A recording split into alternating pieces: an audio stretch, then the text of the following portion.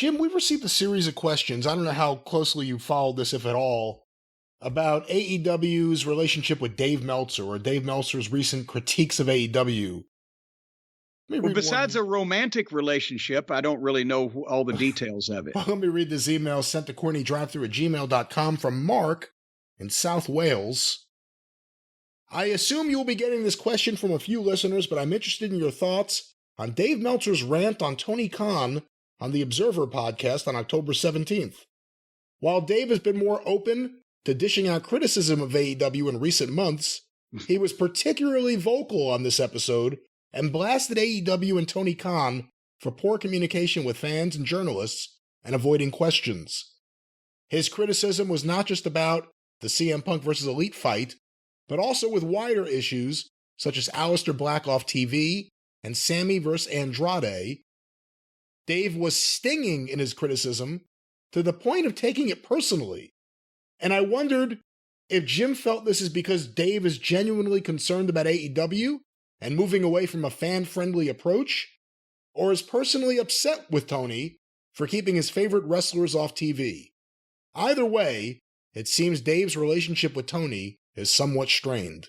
Well, we can't comment on that, and I think there are a few other emails here, but any opening thoughts on this? Well, his pipeline of information has been put on ice because he can't get, a personal audience with the Cucamonga Kids now where they can spill the beans about everything going on in the company the way they want it to be known. And he's probably also taking Tony to task because Tony is not finally doing things the way that he thinks they should be done. And so he's feeling on the outs now because Tony's not being as forthcoming. Tony's probably scared to say boo to a goose these days about anything going on in the company because it all gets out and it all looks bad. So he's clamming up, and Dave can't get the scoops from, the California connection. And he's probably getting a little, he's feeling jilted. He's like, wait a minute.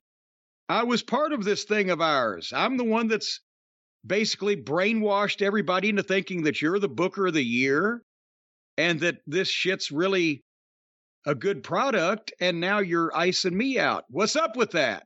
Is what Dave's saying. So, I can see that from all sides, from both ways of looking at it. I think Dave gets upset when Tony doesn't do exactly what Dave thinks Tony should do. Because Dave believes that he has the ultimate wrestling mind and he knows more because he talked to Lou Thesz at some point. And if he tells you that you should do it, it's based on his expert knowledge. And if you don't do it, he can't deal with that. And again, the Cucamonga Kids and Omega, who Dave anointed and pushed much higher than they ever should have been, they're not there right now. Tony's not doing what he wants on TV. Dave's buddy Jericho may be able to feed him a bunch of stuff, but it ain't the same as it used to be. And oh no, because let's face it, Dave was getting fed to the point where you'd think he'd explode, like Mr. Creosote needing a bucket. Yeah, and the CM Punk thing all blows up in Dave's face because it never would have gotten to the point it did if Dave hadn't put that Colt Cabana thing in the Observer. Yeah. And he's never explained why that got in there. There was another thing this past week. I don't know if you saw this. We brought up Captain Sean Dean earlier. He tweeted something out. This was an article or a portion of an article. In the latest Wrestling Observer newsletter, Dave Meltzer stated that it was brought to his attention that many of the extras used by AEW who were close to Thunder Rosa had not been booked recently. Kylan King, Maddie Ranowski, and Jasmine Allure were among those names. There is no information as to why it was decided not to use them. Captain Sean Dean replied, "It's the kind of careless reporting like this causing unnecessary issues and problems for no reason. You have no info, yet you still report this dumb BS. All those talented women are in good standing, so whoever brought that to your attention is a liar and a fraud." Oh. And I believe Dave replied that they are still going to be used. He didn't say, I was wrong or I'm sorry. Just... Not even a, never mind. Hey, listen, Dave was trying to push John Muse on Tony to be his consultant. I mean, that's... I can't do it because it'll get in the way with the Observer, but here, take my hand-picked guy, or if you don't, I'm going to be really upset about it. Dave can't take when Tony doesn't do what Dave thinks Tony should do. And Tony's now realizing for the first time what happens in print and in audio when you don't do what Dave wants you to do. He wrote a real good obituary on me about 3 years ago. I got it framed on my wall, and I wish he'd done it before because, goddamn, I've never made so much money in my life till after I've committed career suicide. Isn't that the amazing thing? He writes an obituary for you, and since that time, the biggest wrestling podcast in history, as well as the current now. Quit bragging. Seriously. There's no reason to tell the truth and make us look all fucking egotistical. If you are a promoter, let me try to look at this from Tony Khan's perspective. If you are a promoter and you're dealing with all sorts of backstage issues, whether they're your fault or your management's fault or not, you're dealing with all these issues. You're dealing with injuries. You're dealing with investigations and suspensions. Should you pay attention to a Dave Meltzer or a wrestling journalist or reporter complaining about these kind of things? And I guess that's the thing. Should you pay attention to this? Should it change the way you conduct yourself, or should you just do what you're going to do anyway?